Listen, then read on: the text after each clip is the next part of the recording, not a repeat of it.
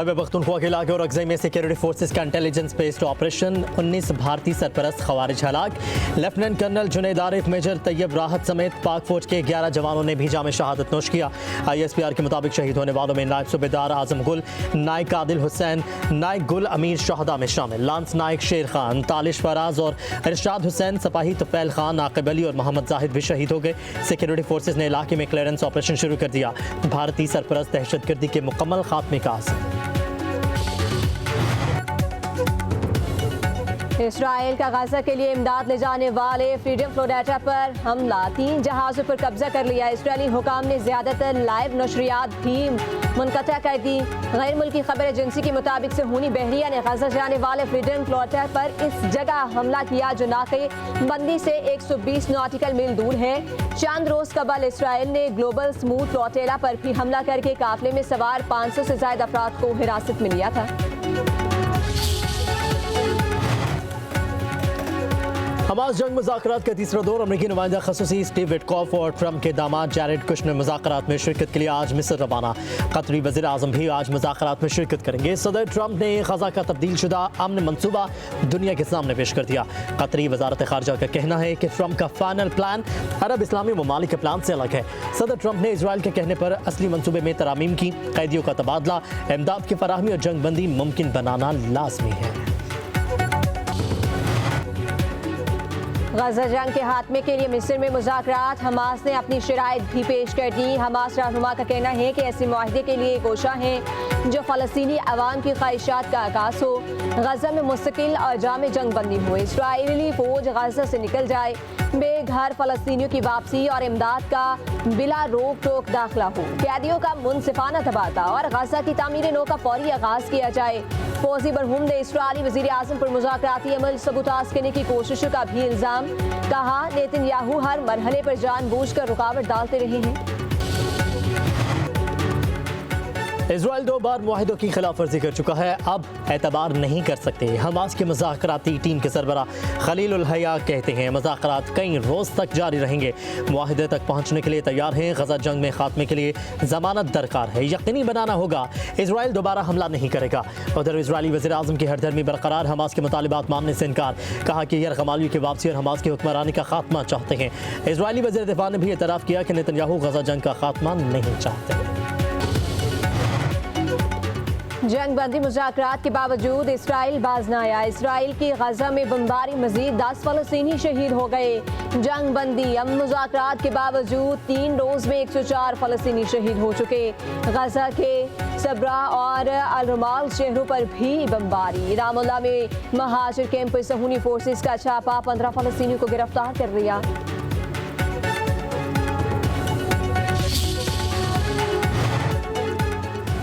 गजा जंग को 2 साल मुकम्मल होने पर इसराइल समेत दुनिया भर में मज़ाहिरे और रैलियाँ। इसराइल में नेतन्याहू के घर के बाहर एहतजाज, कोलंबिया में हज़ारों अफराद सड़कों पर निकल आए। इसराइल के खिलाफ नारेबाजी, मराकश में भी गजा जंग के 2 साल मुकम्मल होने पर रैली।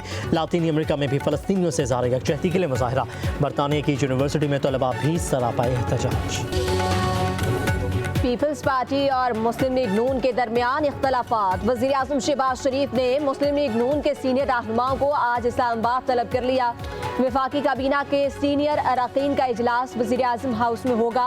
वज़ीर दाखिल मोहसिन नकवी भी इजलास में शिरकत करेंगे। मोहसिन नकवी वज़ीर आज़म से अलग मुलाकात भी करेंगे।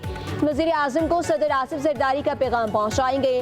वज़ीर आज़म की तरफ से आज के इजलास के बाद पीपल्स पार्टी की क़यादत से भी राब्ते का इम्कान। पीपल्स पार्टी ने वज़ीर आला मरियम नवाज की मुआफ़ी का मुतालबा कर रखा है। मुस्लिम लीग नून की अक्सरियत इस मुतालबे को गैर ज़रूरी करार दे रही है।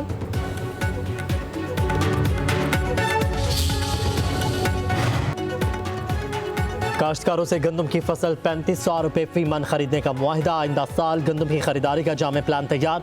हुकूमत पंजाब और प्राइवेट सेक्टर में इत्तफाक राय हो गया। वज़ीर आला पंजाब मरियम नवाज की ज़ेर सदारत इजलास। वज़ीर आला मरियम नवाज ने कहा कि काश्तकार हमारे भाई हैं, उनका साथ नहीं छोड़ेंगे। मुल्क की तारीख में पहली बार गंदम के काश्तकारों को 1000 मुफ्त ट्रैक्टर्स दिए गए। पंजाब में हर किस्म की खाद कंट्रोल रेट पर वाफिर मौजूद है। दूसरी तरफ वज़ीर आला पंजाब मरियम नवाज धी रानी प्रोग्राम के तहत 5600 से ज़ायद इज्तिमाई शादियों का आगाज़ 15 अक्टूबर से होगा।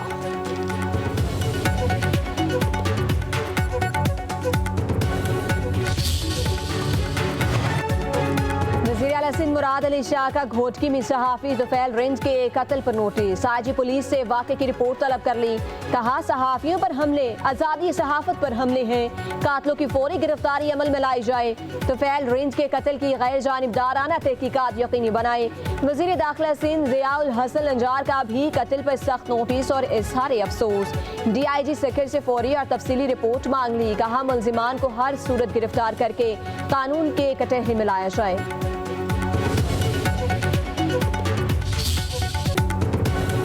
8 अक्टूबर 2005 के हौलनाक ज़लज़ले को 20 साल बीत गए। सुबह 8:52 पर आने वाले 7.6 शिद्दत के ज़लज़ले ने आज़ाद कश्मीर हज़ारा डिवीज़न और खैबर पख्तूनख्वा के कई इस्लाम में तबाही मचा दी। 400 देहात सफाई हस्ती से मिल गई, आबादियाँ मलिया मेट हो गईं। 16,000 स्कूल और सैकड़ों तिबी मराकज़ मलबे का ढेर बन गए। 80,000 से ज़्यादा अफराद लुक़मा अजल बने। चाबहक होने वालों में स्कूलों के तलबा की बड़ी तादाद शामिल थी। स्कूलों की इमारतों के मलबे को इज्तिमाई कब्रें करार दे दिया गया। सदर ममलिकत और वज़ीर आज़म के कौमी इस्तिकामत के दिन पर पैगाम। आसिफ अली ज़रदारी ने कहा असल ताकत मुश्किलात से बचने में नहीं बल्कि उन्हें ईमान, इत्तेहाद और जिद्दत के साथ अबूर करने में है। बार बार आने वाली आफात ये तकाजा करती हैं कि हम अपनी तैयारी को मज़ीद मजबूत करें। वज़ीर आज़म बोले आज का दिन मुल्की तारीख में कौमी इस्तिकामत की ताबिंदा मिसाल के तौर पर मनाया जाता है। 8 अक्टूबर के ज़लज़ले ने कौमी रवादारी और यकजहती और मिलनी जज्बे को फ़रोग़ दिया। वज़ीर दाखिला मोहसिन नकवी ने कहा ज़लज़ले की तबाहकारियां कौम आज तक नहीं भूली। कौम ने जिस जज्बे से इमदादी कार्रवाइयों में हिस्सा लिया वो तारीख का रोशन बाब है।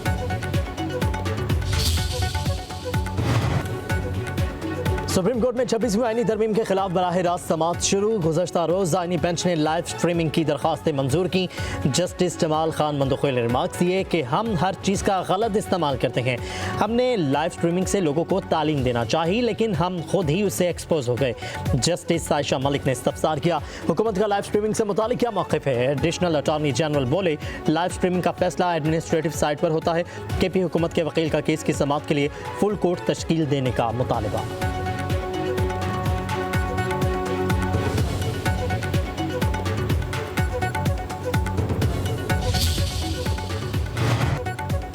तोशाखाना 2 केस की समाअत आज अडयाला जेल रावलपिंडी में होगी। स्पेशल जज सेंट्रल शाहरुख अंजुमिन समाअत करेंगे।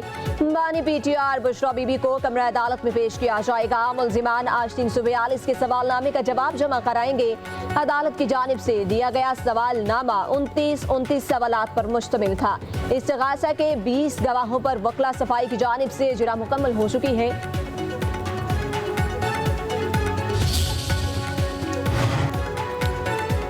सिंध में जदीद और माहौल दोस्त ट्रांसपोर्ट निज़ाम के क़याम के लिए कोशिशें तेज़। सीनियर वज़ीर शर्जील नामेमन से इलेक्ट्रिक गाड़ियाँ तैयार करने वाली मारूफ मल्टीनेशनल कंपनी के वफ़द की मुलाकात। इलेक्ट्रिक टैक्सी सर्विस बिलखसूस ख़वातीन के लिए पिंक टैक्सी सर्विस जैसे मनसूबों पर अमल दरामद का जायज़ा लिया गया। शर्जील नामेमन ने कहा कि इलेक्ट्रिक गाड़ियों का फ़रोग़ वक्त की अहम ज़रूरत है। शहरियों को महफूज सफरी सहूलियात की फराहमी के लिए इलेक्ट्रिक ट्रांसपोर्ट को मजबूत बनाना चाहते हैं।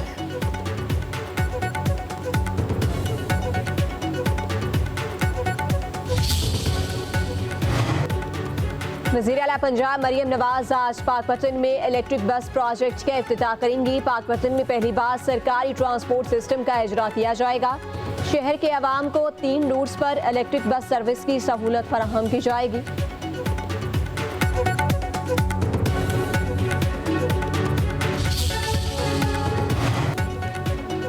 पंजाब मुल्क की आलूदगी में सबसे ज़्यादा हिस्सा डाल रहा है। सूबे में दरख्त लगाए जा रहे हैं, ना ही माहौल दोस्त बिजली के मंसूबे हैं। मशीर ख़जाना खैबर पख्तूनख्वा मुज़म्मिल असलम कहते हैं काश पंजाब कुछ साफ तवानाई के मंसूबे शुरू करे। इन कामों का सबक इन्हें KP से सीखना चाहिए। पंजाब हुकूमत वैसे भी खैबर पख्तूनख्वा को कॉपी करती है तो इसमें भी कॉपी कर ले। पैसे के नशे में धुत भारत क्रिकेट को बदनाम करने पर तुल गया। भारतीय लीग गैर मुल्की क्रिकेटर्स को डॉलरों के जाल में फंसाने लगी। लीग के टीम ग्रुप ने ऑस्ट्रेलियाई क्रिकेटर्स को डॉलर्स के बदले अपने मुल्क के लिए क्रिकेट छोड़ने की ऑफर कर दी। ऑस्ट्रेलियाई मीडिया का कहना है कि कप्तान पैट कमिंस और नायब कप्तान ट्रेविस ऑस्ट्रेलियाई क्रिकेट छोड़ने के लिए $1 करोड़ की पेशकश की गई। ऑस्ट्रेलियाई क्रिकेटर्स ने भारतीय पेशकश को ठुकरा दिया। इससे कबल 2023 में इंग्लैंड के जुआफ आर्चर को भी भारतीय लीग टीम ने $75 लाख की पेशकश की थी।